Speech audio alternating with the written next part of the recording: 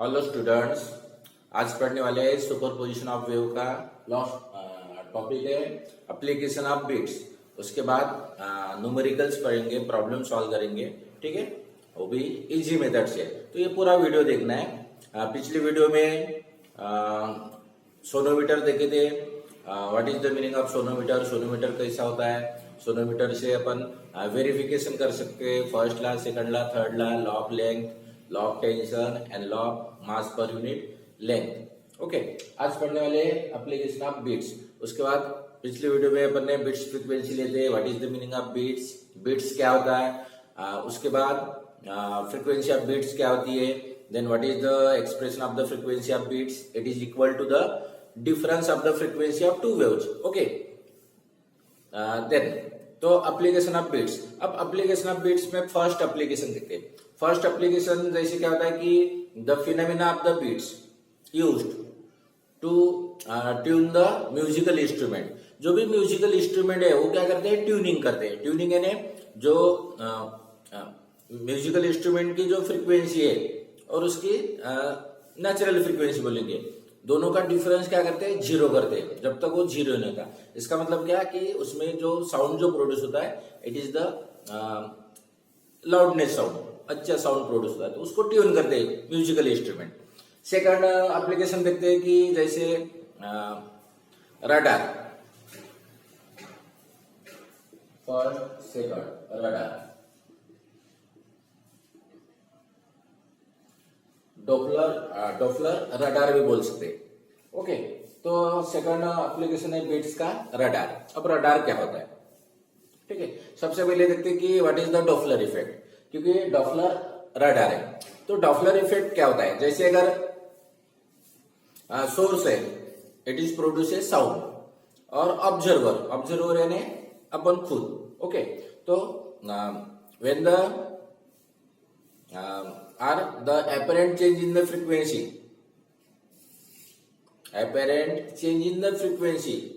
produce when the relative motion between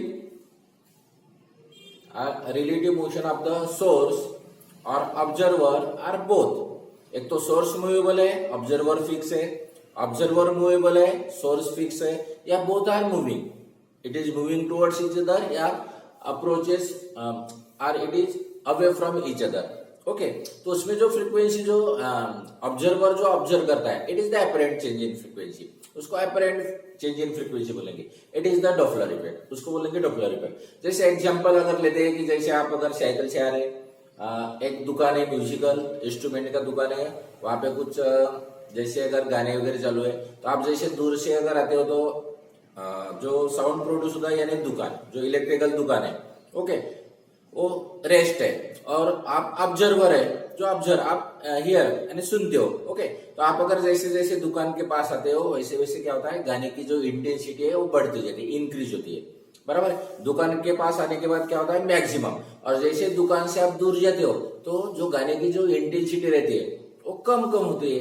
it is the apparent change in the frequency, उसको बोलेंगे Doppler effect. Okay, आप example से समझ में आए। या दूसरा एग्जांपल भी ले सकते हैं डॉपलर इफेक्ट का, कि जैसे अगर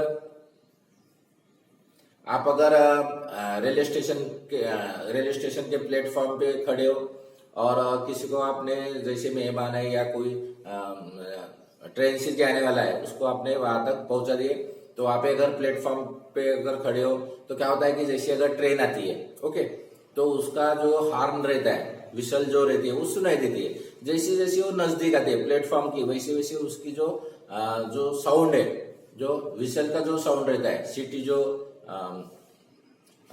लगाती है, तो उसकी जो इंटेंसिटी क्या होती है, बढ़ती है, इंक्रीज होती है, और प्लेटफॉर्म पे आने के बाद मैक्सिमम। और जैसे वहां से गाड़ी जब निकल जाती है, तो जो विशल की जो इंटेंसिटी रहे वो कम होती है। This is the apparent change in frequency, ये फ्रीक्वेंसी चेंज होती है। यानी आप ऑब्जर्वर स्टेडी हो और सोर्स मूवेबल है, आपके तरफ आ रहा है, it is moving towards the observer और away from the observer. Observer rest है, पहले एग्जांपल पे अपन ने सोर्स रेस्ट रखा था, ऑब्जर्वर मूवेबल था। ओके, या बोथ आर मूविंग, तो उसको बोलते हैं डॉपलर इफेक्ट। तो डॉपलर रडार, रडार डॉपलर बोलेंगे। ओके, तो रडार डॉपलर का मीनिंग आता है ranging radio detection and ranging equipment, radio detection and ranging equipment. तो इससे क्या होता है कि जो जैसे एयरप्लेन है, एयरप्लेन की अगर स्पीड अगर काउंट करना है, उसकी वेलोसिटी अगर डिटरमाइन करना है, तो by using the bits phenomena. Okay, तो बिट्स फिनोमिना से तो क्या होता है कि जो जहां पे भी ऑब्जर्वर है, जहां पे भी स्टेशन है, ऑब्जर्वर से क्या होता है कि अल्ट्रासोनिक वेव्स बोलेंगे, रेडियो वेव्स बोलेंगे, ठीक है। वो वेव्स क्या करते हैं, वो ट्रांसमिट करते हैं। ट्रांसमिट करने के बाद जहां पे भी ऑब्जेक्ट है, जैसे एयरप्लेन, एयरप्लेन से क्या होता है, वो वेव्स रिफ्लेक्ट होते हैं। तो इंसिडेंट वेव्स और रिफ्लेक्टेड वेव्स, उससे क्या होता है कि बीट्स प्रोड्यूस होता है। और बीट्स प्रोड्यूस होने से क्या होता है कि जो ऑब्जर्वर रहता है, जहां पे भी ऑब्जर्व करते हैं, रडार जो स्टेशन जो रहता है, वहां पे क्या होता है कि बिट्स फ्रीक्वेंसी मिलने के बाद वो डिटरमाइन करते हैं कि उसकी वेलोसिटी कितनी है, ठीक है। It is the radar. जैसे सोनार है, सोनार में भी जो जैसे सबमरीन वगैरह है, ओके, जहाज वगैरह जो रहते हैं, या पानडुबी वगैरह बोलते हैं अपन, ओके। तो उसमें क्या होता है कि सोनार में भी फिनोमेना बिट्स यूज होता है, कि उसमें क्या होता है कि एक पर्टिकुलर फ्रीक्वेंसी निकलती है, वेव्स निकलती है, और वेव जो क्या होते हैं कि सबमरीन के पास जाते हैं और वहां से रिफ्लेक्ट होते हैं। या जैसे अगर डेप्थ ऑफ द सी, समुद्र की अगर डेप्थ अगर मेजर करना है, तो by using this phenomena beats frequency, okay, उससे क्या वो कितने डिस्टेंस पे या कितनी हाइट है जो सबमरीन से, वो भी काउंट कर सकते हैं। ओके, तो इसमें अलग अलग एग्जांपल्स है। या अगर नेक्स्ट एग्जांपल लेते हैं, जैसे ट्रॉपिक पुलिस जो रहते हैं, ट्रॉपिक में यूज होता है। जैसे अगर जो बड़े बड़े जो सिटी रहती है, जैसे दुबई है, तो हम लोग दुबई में गए थे, तो वहां पे आपको एक भी पुलिस वाला दिखाई नहीं देता, ट्रॉपिक पुलिस नहीं और कोई भी पुलिस नहीं। इसका मतलब क्या है कि वहां पे क्या किए कि कैमरे लगाए हुए हैं। कैमरे से क्या होता है कि जो जैसे कोई अगर एक पर्टिकुलर उस रोड के लिए, एक पर्टिकुलर रोड है, उस रोड के लिए स्पीड एक मेंटेन करना है, 60 या 80 या 100 किलोमीटर पर आवर्स, 100 की स्पीड वहां पे मेंटेन करना है। और किसी ने अगर 100 से एग्जिट, उससे अगर ज्यादा स्पीड से अगर व्हीकल लेके गए, तो क्या करते हैं, कैमरे वो वेव्स ट्रांसमिट करते हैं और रिसीव करते हैं, रिफ्लेक्ट होते हैं। तो उससे क्या होता है, बिट्स फ्रीक्वेंसी प्रोड्यूस होती है, और बिट्स फ्रीक्वेंसी प्रोड्यूस होने से वो उसकी वेलोसिटी वो काउंट करते हैं। और जैसे अगर 100 ये लिमिट है, 100 से अगर ज्यादा अगर स्पीड से अगर जाते हैं वो व्हीकल, तो क्या करते हैं फिर उस व्हीकल वालों को क्या होता है कि एक मैसेज मिल जाता है, एक पर्टिकुलर ड्यू 1000, 2000, 3000 जो भी ड्यू है, ठीक है। तो वो बड़े बड़े सिटी में प्रोसेस है, उसको ट्रॉपिक सिग्नल भी बोल सकते हैं, या ट्रॉपिक में ये यूज होता है। तो व्हीकल की वो वेलोसिटी डिटरमाइन कर सकते हैं, और ज्यादा अगर वेलोसिटी है तो ऑटोमेटिक वो मैसेज आता है और पर्टिकुलर एक अमाउंट आपको पेड करना पड़ता है, ठीक है। तो ये सेकंड एप्लीकेशन। थर्ड एप्लीकेशन है, जैसे अगर अननोन फ्रीक्वेंसी है और एक नॉन फ्रीक्वेंसी, अननोन फ्रीक्वेंसी और नॉन फ्रीक्वेंसी दोनों अगर साइमल्टेनियस उसको अगर रिसीव करते, ठीक है, तो जो नॉन फ्रीक्वेंसी है उसमें एक एडजस्टेबल फ्रीक्वेंसी एडजस्टेबल करने की सिस्टम रहती है, तो उसको एडजस्ट करते हैं, जिससे दोनों का जो फ्रीक्वेंसी का जो डिफरेंस है, नॉन फ्रीक्वेंसी और अननोन फ्रीक्वेंसी, वो जीरो आना चाहिए। और जीरो आने से क्या होता है कि जो अननोन फ्रीक्वेंसी हो इज टू बी कैलकुलेटेड, हो कैलकुलेट कर सकते हैं। तो these are the application of the beats. Simple simple application है, बहुत सारा नहीं लिखना, शॉर्टकट लिखना है, 1 मार्क के लिए 2 मार्क के लिए आ सकता है। ओके, उसके बाद लेते हैं अपन न्यूमेरिकल्स। ओके, तो न्यूमेरिकल्स पार्ट ये इंपॉर्टेंट है, 2 मार्क के लिए न्यूमेरिकल्स रहता है, 3 मार्क के लिए न्यूमेरिकल्स रहता है। तो फर्स्ट न्यूमेरिकल लिखते हैं,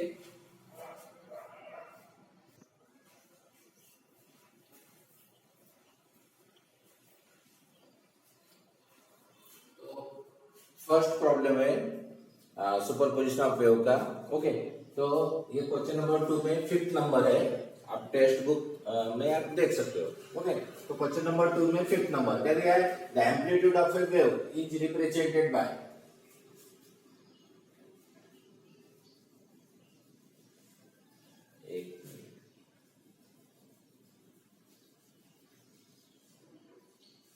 एम्पलीट्यूड की जगह डिस्प्लेसमेंट ऑफ ए वेव दे रहा था, ठीक है, वो गलत है, ये मेरे ख्याल से इसमें एम्पलीट्यूड की जगह डिस्प्लेसमेंट होना था, ठीक है, displacement of A wave, resultant displacement of A wave, ऐसे बोल सकते हैं, एम्पलीट्यूड की जगह डिस्प्लेसमेंट होना था। The displacement of A wave is represented by, क्या दिया है, y equal to 0.2 sin 4 pi in bracket t small t divided by 0.08 minus x divided by 0.8 in SI units।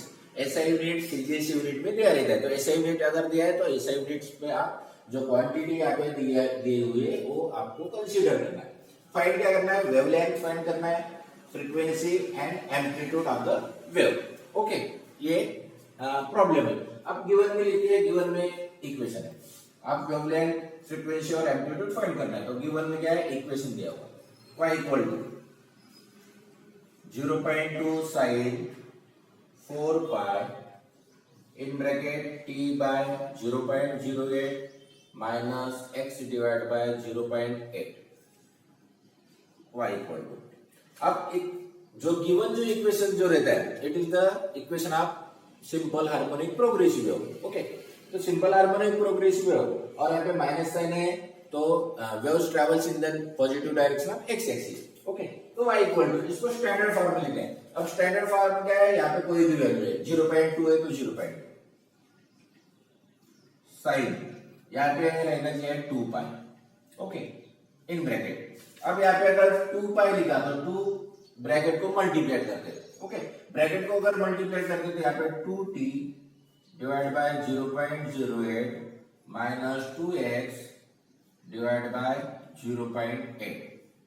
अब 2 से डिवाइड करते, तो y equal to 0.2 sine 2 pi in bracket t divide by 2 का डिवाइडेशन अगर करते तो 0.04 आता है, माइनस x डिवाइड बाय, यहाँ से 2 को डिवाइड करते 2 से तो 0.4 आता है। ओके, ये इक्वेशन नंबर 1। यहाँ तक आपको सिंप्लीफाई करना है, उसको स्टैंडर्ड फॉर्म में साइन 2 पाई के फॉर्म में लिखना है। अब इसको कंपेयर करते हैं,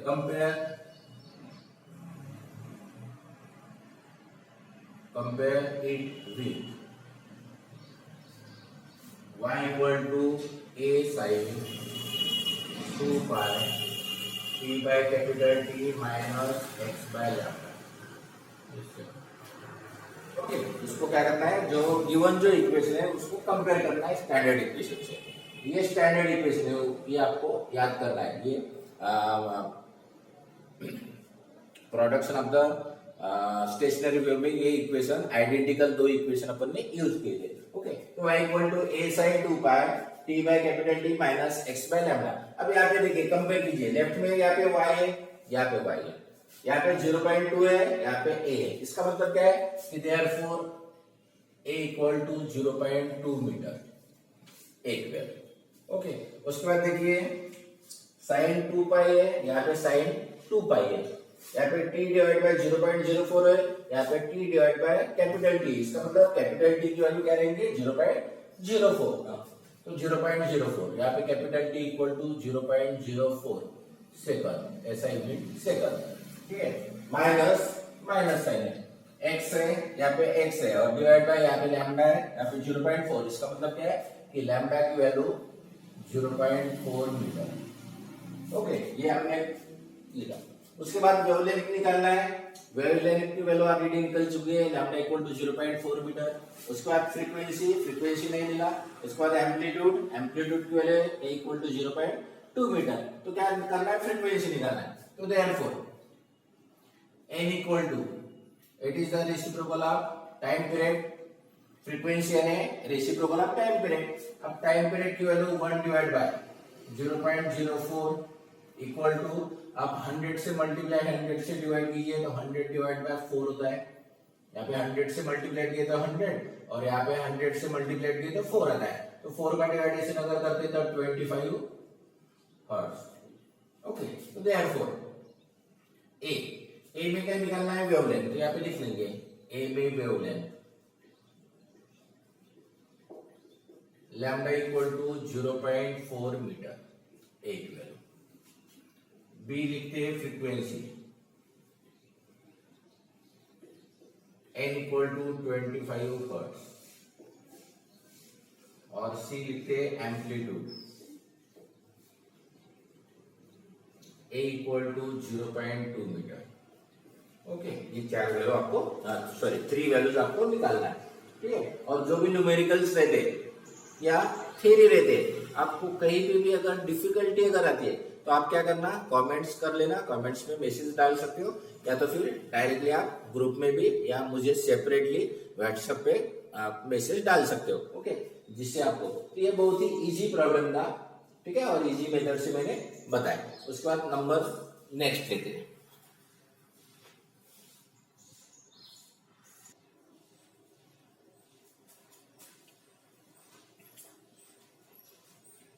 10 नंबर का प्रॉब्लम है, ए वेव ऑफ फ्रीक्वेंसी 500 हर्ट्ज यानी गिवन में फ्रीक्वेंसी गिवन है, given n equal to 500 hertz. Okay, is traveling with a speed of, speed means velocity given है 350 meter per second, ऐसा ही मैंने दिया। What is the phase difference? Phase difference निकालना है between two displacement at a certain point at time 1.0 millisecond apart. Okay, तो what is the phase difference? आपको क्या निकालना है? Phase difference निकालना है between the two displacement at a certain point at time 1.0 millisecond apart. तो सबसे पहले क्या करते हैं, a और b निकालने के पहले n और v दिया है तो वेवलेंथ लैम्डा निकालते हैं। तो लैम्डा का फॉर्मूला है, we have v equal to n lambda, ये स्टैंडर्ड फॉर्मूला है, implies lambda equal to v divided by n equal to v की वैल्यू है 350 divided by 500, तो lambda equal to एक जीरो जीरो कैंसल, 5 का अगर डिवाइडेशन करते हैं तो यहाँ पे आता है 7 और यहाँ पे आता है 5 का 10, तो 7/10 मीन्स 0.7 मीटर। ओके, एक वैल्यू निकल गई, तो wavelength lambda equal to 0.7 metre. उसके बाद ए फाइंड करते हैं। ए में क्या है, what is the phase difference between the two displacement at a certain points at time 1.0 millisecond apart. Okay, तो यहाँ पे पहले फेज डिफरेंस निकालने के पहले द पाथ डिफरेंस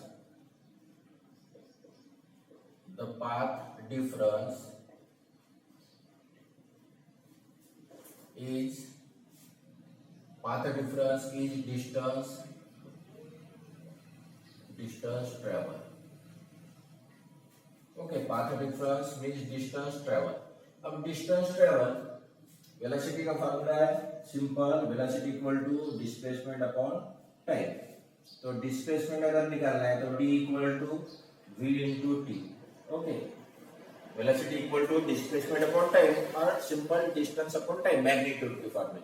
तो डिस्टेंस का अगर निकालना है, क्योंकि पाथ का डिफरेंस यानी distance travel, path difference, path यानी मार्ग बोलेंगे, तो पाथ डिफरेंस का मीनिंग आता है डिस्टेंस ट्रैवल। तो डिस्टेंस ट्रैवल अगर निकालना है तो velocity equal to distance upon time. अब यहाँ पे टाइम की वैल्यू गिवन है t equal to 1.0 millisecond. तो यहाँ पे डिस्टेंस ट्रैवल, पाथ डिफरेंस निकालना है, पाथ डिफरेंस यानी distance travel v into T, but t equal to 1.0 millisecond. तो 1 इंटू 1.0 लिखने की जरूरत नहीं, और मिली का मीनिंग होता है 10⁻³ सेकंड। मिली का मल्टीप्लिकेशन फैक्टर है 10⁻⁻, सेंटीमीटर का 10⁻²। ओके, तो यहाँ पे वैल्यू पुट अप कीजिए। वेलोसिटी की वैल्यू कितना है, velocity equal to 350 into T की वैल्यू है 10⁻⁻, उतना ही रखिए। ओके, डिस्टेंस ट्रैवल यानी मीटर, पाथ डिफरेंस यानी मीटर में, velocity into time. Okay, therefore अब जो फेज डिफरेंस का जो फॉर्मूला है, phase difference equal to 2 pi divide by lambda into और डॉट भी लिख सकते हैं पाथ डिफरेंस, पाथ डिफरेंस। अब फेज डिफरेंस निकालना है, what is the phase difference between the two. अब फेज डिफरेंस निकालना है, इक्वल टू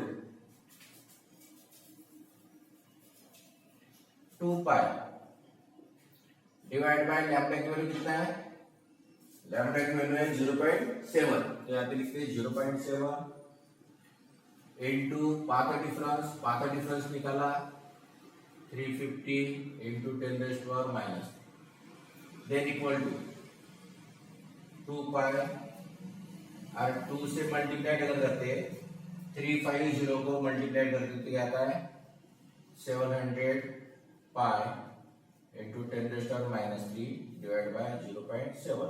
तो 0.7 का पाई निकालिए, या अगर 7 का अगर डिवाइडेशन करते हैं आप कैसे भी कर सकते हो। तो यहाँ पे लिखता हूं मैं 700 इंटू 700 पाई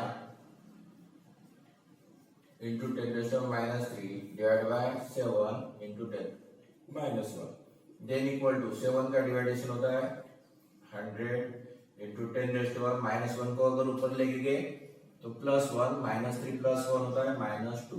तो पॉइंट्स निकाले तो ये आंसर आता है, इसमें पाई हुई है 1 minute, pi into 10 raised to power -2, 10 raised to power -2 और 100 ये निकल जाता है क्योंकि 100 का भी होता है 10 रेज़्ड टू पावर 2 और 10 रेज़्ड टू पावर -2, तो पावर में एडिशन किए तो -2 + 2 0 होता है, 10 रेज़्ड टू पावर 0 यानी 1, तो यहाँ पे आंसर आता है पाई और रेड। ओके, ये एक आंसर आप ये नोट करके भी रख सकते हो, या तो फिर स्क्रीनशॉट भी लेके बाद में भी लिख सकते हो। ओके, तो ये प्रॉब्लम है, सिंपल प्रॉब्लम। अब बी की वैल्यू निकालते हो, what will be the smallest distance between the 2 points, 2 points का स्मॉलेस्ट डिस्टेंस निकालना है।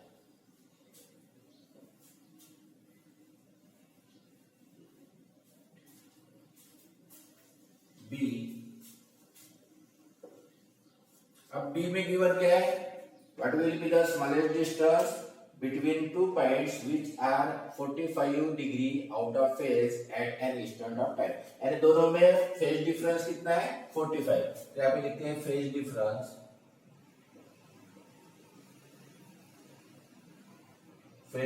इक्वल टू 45 डिग्री, 45 को अगर लिखा तो π/4 रेड, डिग्री को रेडियन में कन्वर्ट किया, 45 का मीनिंग होता है π/4। ओके, और क्या निकालना है, स्मॉलेस्ट डिस्टेंस निकालना है। तो डिस्टेंस निकालने के लिए फॉर्मूला वही है, phase difference equal to 2 pi lambda into path difference. Okay, phase difference equal to 2 pi lambda into path difference. अब पाथ डिफरेंस निकालना है क्योंकि डिस्टेंस निकालना है, स्मॉलेस्ट डिस्टेंस और डिस्टेंस यानी पाथ डिफरेंस, तो therefore path difference equal to, ये लैम्डा यहाँ पे मल्टीप्लाई, तो lambda divide by 2 pi into phase difference. Lambda की वैल्यू है 0.7 divide by 2 pi into phase difference कितना है π/4, तो यहाँ पे π/4, तो ये होता है 0.7 डिवाइड बाय पाई और पाई कैंसल 8 और 0.7 डिवाइड बाय 8, इसके आंसर आता है 0.0875 मीटर। ओके, तो ये प्रॉब्लम क्वेश्चन नंबर 10 का, जो प्रॉब्लम नंबर 10 है उसका ये आंसर था।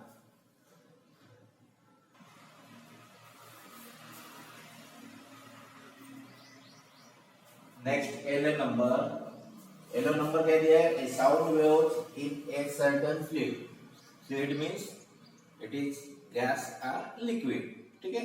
प्रॉपर्टीज ऑफ फ्लूइड्स में अपन पढ़े, फ्लूइड्स में दिया is reflected at an obstacle है वो रिफ्लेक्ट कर रहा है to form a standing wave means stationary wave form होते हैं। The distance between two successive nodes is 3.75 centimetre. If the velocity of sound is 1500 meter per second, find the frequency. तो आपको ये कंडीशन दिया है कि the distance between two successive nodes is 3.75 centimetre. तो यहाँ पे गिवन में लिखते हैं given the distance between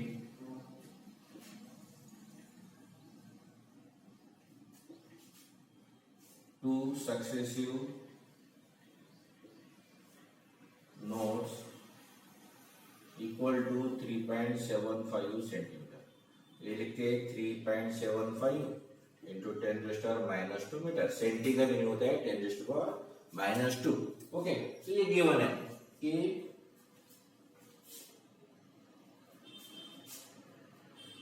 the distance between two successive nodes is 3.75 centimetre. उसको मीटर में कन्वर्ट किया। सेंटी का मीनिंग होता है 10⁻²। ओके, अब the distance between the two successive nodes, अपन ने एक एक्सप्रेशन प्रूव किए थे थ्योरी में कि the distance between two successive nodes और anti nodes is equal to λ/2। इसका मतलब क्या है कि the distance between two successive nodes क्या है, देयरफॉर λ/2 इक्वल टू 3.75 इंटू 10⁻²। तो therefore lambda equal to 2 into 3.75 into 10⁻²। Lambda equal to अब 3.75 इंटू 2 मल्टीप्लाइड कीजिए। 5 2 जा 10 कैरी 1, 7 2 जा 14 15 1 2 3 जा 6 और 7 1 2, तो 7.5 यहाँ पे आता है 7.5 into 10⁻² metre. This is the value of lambda. Okay, also v equal to, अब वेलोसिटी आपका साउंड की वेलोसिटी दिया है 1500 मीटर पर सेकंड। तो v equal to 1500 metre per second. Therefore v equal to n lambda. क्या निकालना है, frequency निकालना है। यहाँ पे लिखते हैं कि n इक्वल टू कैलकुलेट। तो v equal to n lambda, ये स्टैंडर्ड फार्मूला है साउंड के लिए। और लाइट के लिए अगर फार्मूला लेते हैं तो c equal to f lambda.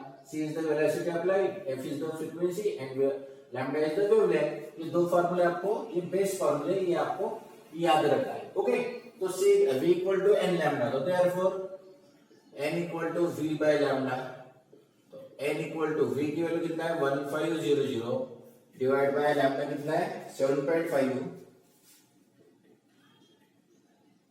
Into 10⁻⁻। अब 10⁻⁻²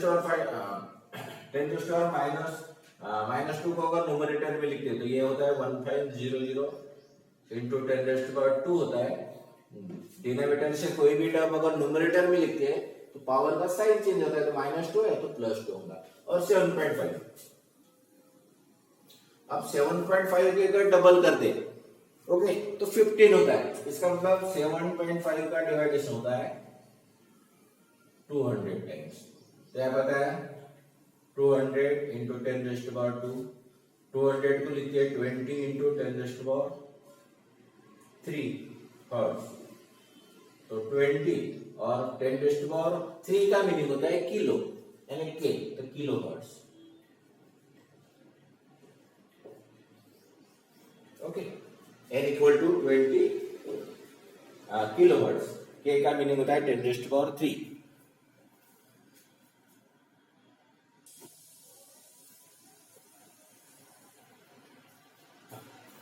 नंबर का प्रॉब्लम है, two sound waves travel at a speed of, दो साउंड वेव्स है travel at a speed of 330 meter per second, यानी 330 मीटर पर सेकंड की उसकी स्पीड है साउंड की। If their frequencies are also identical, और उनकी जो फ्रीक्वेंसी, क्योंकि दो वेव्स है, टू साउंड वेव्स है, तो दोनों की फ्रीक्वेंसी क्या है, इक्वल है।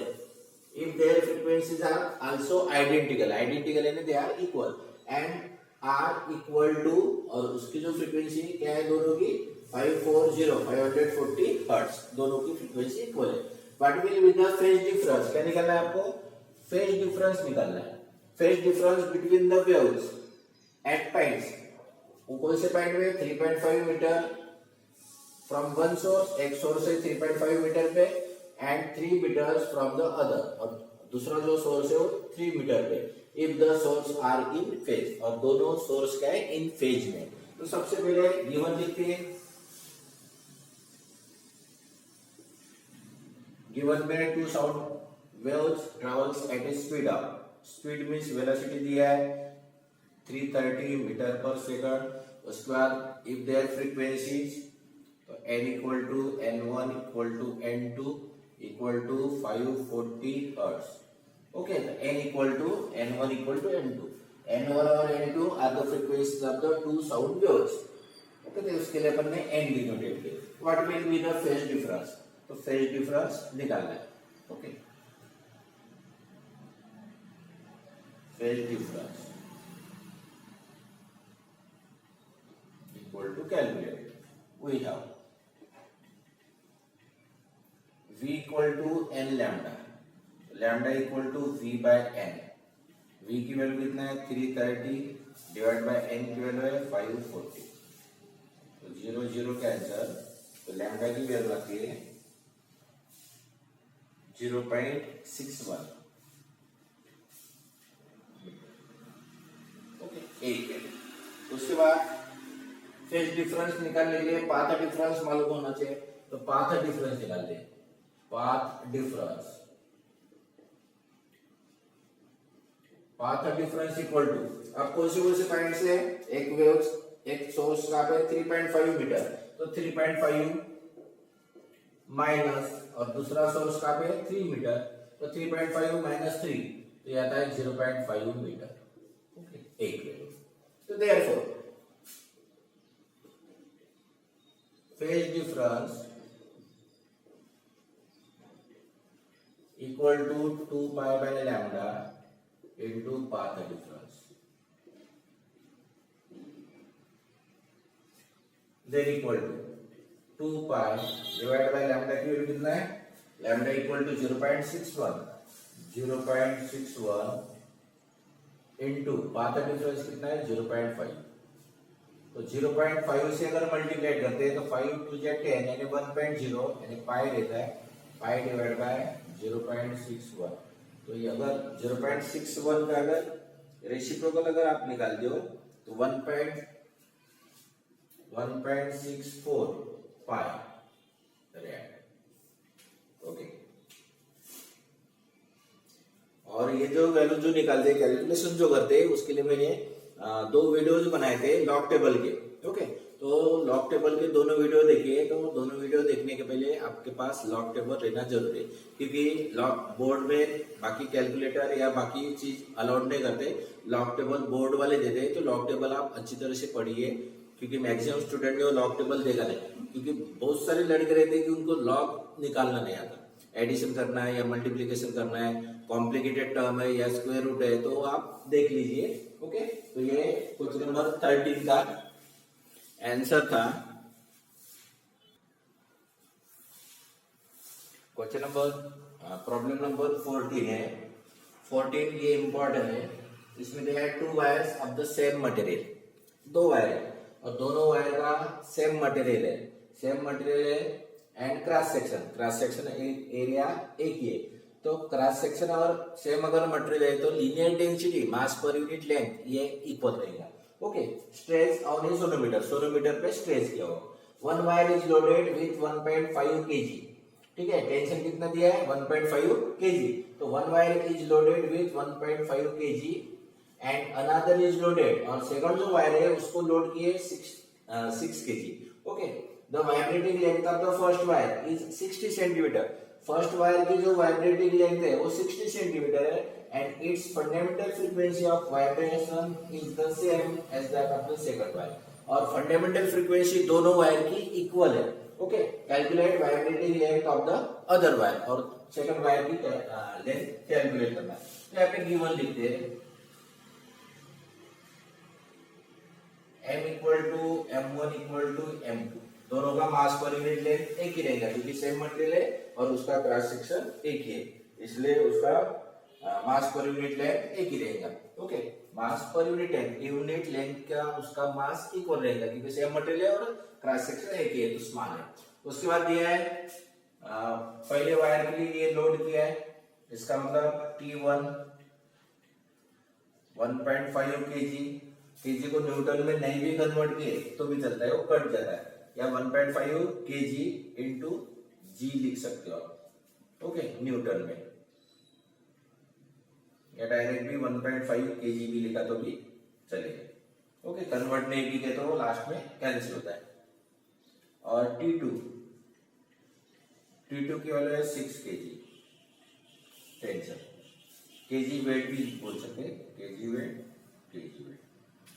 और L1 फर्स्ट वायर की वाइब्रेटिंग लेंथ दिया है 60 सेंटीमीटर, तो L2 की वैल्यू निकालना है। L2 equal to calculate. Okay, we have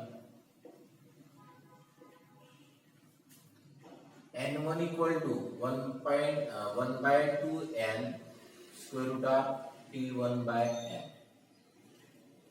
and N2 equal to 1/2 L1 लिखते 2 L2 square root of T2 by m, क्योंकि m एक ही है। पहले वायर के लिए पहली फ्रीक्वेंसी, फर्स्ट वायर के लिए N1, फर्स्ट वायर की वाइब्रेटिंग लेंथ है L1 और लोड कितना अप्लाई कर रहे हैं T1 और m कांस्टेंट है, m equal to m1 m2। N2 की value 1/2 L2, L2 is the vibrating length of the second wire, square root of T2, T2 is the load applied on the second wire divided by small l, ठीक है। but N1 equal to N2 ये given है। Okay, यहाँ पे given है its fundamental frequency of vibration is the same as that of the second wire. First wire की length of vibration और second wire की जो फंडामेंटल फ्रीक्वेंसी है वो सेम है, इसलिए N1 इक्वल टू N2 ये गिवन है। अब N1 की वैल्यू अगर रखते हैं तो 1/2 L1 square root of T1 by m equal to 1/2 L2 square root of T2 by m। अब 2 cancel, therefore L2 square root of T2 by ये T1 या तो फिर T2 बाय स्मॉल m लिखिए, बाद में और सिंपलीफाई करते हैं, into square root of m by T1 लिखिए इनटू L1, ऐसे भी लिख सकते हैं, equal to square root of T2 by T1 into m by m, तो mm कैंसिल होता है एंड इनटू L1, तो स्क्वायर रूट ऑफ T2 की वैल्यू कितना है, T2 equal to 6 divide by 1.5 into 60, तो 1.5 का अगर 6 को डिवाइड किए तो स्क्वायर रूट ऑफ 4 आता है इनटू 60, और स्क्वायर रूट ऑफ 4 यानी 2 होता है, 2 इनटू 60 इक्वल टू 120 सेंटीमीटर। यह मीटर में भी अगर करते हैं तो 1/2 मीटर, सेंटीमीटर में क्योंकि अपन ने 60 सेंटीमीटर लिखा है तो सेंटीमीटर में या उसको मीटर में भी लिख सकते हो। यहाँ पे अगर मीटर कन्वर्ट किए तो 0.6 आता है, 0.6 मीटर, तो यहाँ पे आप 0.6 मीटर भी रख सकते हो, यहाँ पे 0.6 मीटर, यहाँ पे भी 0.6, यहाँ पे भी 0.6, तो ये होता है 1.2 मीटर में निकालना है, और 120 सेंटीमीटर, अगर सेंटीमीटर में कन्वर्ट करते हैं, मीटर में लिखिए या सेंटीमीटर में लिखिए, एक ही मीनिंग है। तो ये भी एक इंपॉर्टेंट प्रॉब्लम था, 14 number.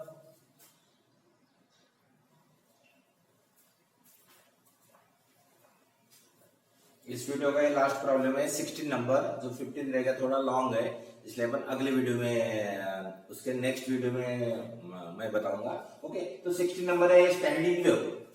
Standing wave means stationary wave. Standing wave is produce in A tube open at both ends, दोनों साइड में पाइप ओपन है। The fundamental frequency is 300 hertz, ये फंडामेंटल फ्रीक्वेंसी दिया है। What is the length of A tube, tube की length निकालना है, और स्पीड ऑफ द साउंड दिया हुआ है। तो यहाँ पे गिवन लिखते हैं standing wave tube open at both end, the fundamental frequency यानी n equal to 300 hertz, length निकालना है, l इक्वल टू कैलकुलेट, और वेलोसिटी दिया है 340 मीटर पर सेकंड या मीटर सेकंड इनवर्स, ऐसे भी लिख सकते हो, मीटर सेकंड इनवर्स या मीटर पर सेकंड। ओके, तो यहाँ पे देखिए कि अगर ट्यूब अगर ओपन है तो फंडामेंटल फ्रीक्वेंसी यानी ओपन एंड में कभी भी एंटी नोड्स प्रोड्यूस होता है और एंटी नोड्स तो मिडल में नोड्स रहेगा। तो ये आप डायग्राम भी बना के आप निकाल सकते हैं, ये नोड्स है। अब इसकी जो लेंथ है एल, कैपिटल एल जो है दो एंटी नोड्स का distance between the two successive anti nodes is lambda by 2। Okay, तो लैम्डा इक्वल टू कितना था 2l। आप फॉर्मूला बना सकते हो या लिख सकते हो। तो यहाँ पे लिखता हूं for open pipe means it is open at both ends, the fundamental frequency is n equal to v divided by 2l। Okay, अब v divided by 2l कैसे है उसका एक्सप्लेन करते हैं। देखिए इधर यहाँ पे l equal to lambda by 2 है, तो l equal to lambda by 2 ये मिनिमम सिंपलेस्ट मोड है, मिनिमम कंडीशन जिसकी लेंथ लैम्डा बाई 2। और यहाँ पे n करेक्शन इज निग्लेक्टेड, यहाँ पे लिखते हैं end correction is neglected। end correction क्या करना है, निग्लेक्ट करना है, neglected. end correction is neglected यानी end correction नहीं देना इसमें, ठीक है, क्योंकि end correction या डायमीटर या इनर रेडियस कुछ भी नहीं दिया। तो l इक्वल टू कितना होता है, l equal to lambda by 2 है, तो ये लैम्डा इक्वल टू कितना होता है, ये 2l। तो वेलोसिटी का फॉर्मूला क्या है, फ्रीक्वेंसी इनटू वेवलेंथ। तो फ्रीक्वेंसी निकाला है तो v by lambda, okay, equal to v की value v as it is और लैम्डा की वैल्यू कितना है 2l है। तो यहाँ पे डायरेक्ट लिखा मैंने n equal to v by 2l, this is the fundamental modes. अब ये याद रखिए, तो n equal to therefore n equal to, अब v की वैल्यू कितना है, v की वैल्यू है 340 डिवाइड बाय 2, एक minute, n equal to v divide by 2l, l निकालना है तो l इक्वल टू लिखते हैं v divide bye 2n। Okay, तो l इक्वल टू v की वैल्यू कितना है 340, यहाँ पे लिखते हैं 340 डिवाइड बाय 2 इंटू और n की फ्रीक्वेंसी वैल्यू 300, तो 0 कैंसल इक्वल टू। अब अगर ये सिंप्लीफाई करते हैं, ये आता है 34 डिवाइड बाय 30 इंटू 2 60। ओके, तो 60 से डिवाइड करना है। अब डिवाइड ये सिंपल है, अब लॉग टेबल से भी लॉग 34 का लॉग देखिए माइनस लॉग 60 और 34 का लॉग देखेंगे, 60 का लॉग देखेंगे और पहले का लॉग से सेकंड वैल्यू सब्ट्रैक्ट करके एंटी लॉग देखना है। और लॉग टेबल मैंने ऑलरेडी आपको 2 वीडियो भेजा है, अगर किसी को नहीं मिला तो आप वैसे बोल सकते हो, ठीक है। तो इसको अगर सिंप्लीफाई करते तो 0.5666 आता है, तो 567 लिखते हैं या 57 भी लिखा तो चलता है, 57 मीटर,